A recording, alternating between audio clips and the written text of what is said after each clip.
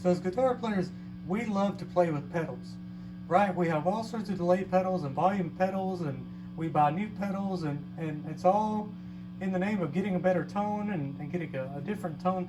We spend hours tweaking our tone. And that's all well and good, except I have bad news.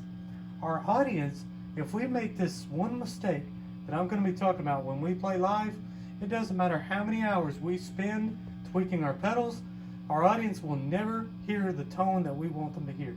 Now, so what's the secret to good guitar tone? Well, the secret to good guitar tone live is the way that we point our amp towards our audience.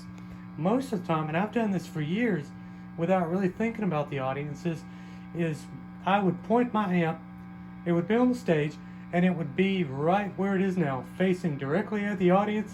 And guess what's facing the audience? The speaker, the middle of your speaker.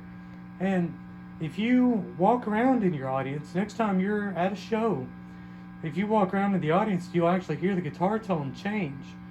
And what's going on there is when you have the middle of this speaker, the middle of this amp and speaker facing your audience, what's going on is the highs, all the highs are hitting your audience right in the face. And so the ones that are standing in the middle are getting a tone that's very harsh, it's very displeasing to the ear, and it's just not pleasant to listen to. And that's probably not the tone that you spent hours developing. So what's the secret for your audience to get good tone? Well, the secret is to turn your amp. So what I've done, and I know a lot of people do, is they'll turn their amp to about a 45 degrees, or maybe not that much, but some sort of degree facing the audience, and therefore the speaker is not directly facing the audience. And what that does is that changes the tone. So your audience is not going to hear a tone that's very harsh and displeasing. They're going to hear a tone that's much more rounded, and it's going to be more pleasing to listen to. And I'm going to actually give you an example. I have a looper set up. It's just got a silly little rock chord progression, and I'm just going to move around the room. And ideally, I would be in a bigger room. I would like to do this in a bigger room, so it could be more evident what's really going on, because I can't move very far back from the amp in here. But I'm going to play this loop, and I'm just going to move around, and I want you to just take a listen to what happens to the tone. So here we go.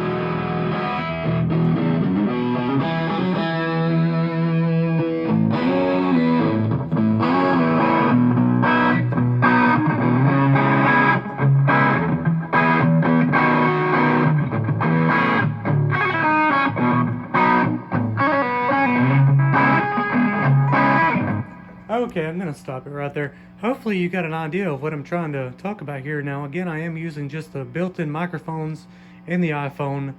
Was going to use the lavalier, but it's much more complicated to set up and do this, and this gives a pretty accurate representation of what's going on in the room. So, yeah, next time you're out playing live, turn your amp to a 45 degrees. If you have the time, get out, take your guitar out in the audience, and play a little bit and walk around and see what's really going on in the room. Because I spent a lot of years not doing that and probably killed a lot of my audience. And I actually had a recording one time. I was super excited. I'd spent a long time working on some good tones, and the tone was really, sounded really full to me even on stage. But man, when I played that recording back, it just did not sound good. It was just natty and just very natty and just harsh and awful. And finally figured out what was going on there. So yeah, next time you're out, give that a try. Let me know what you think. Let me know your experiences with this kind of stuff. And if you like the content, please subscribe to the channel.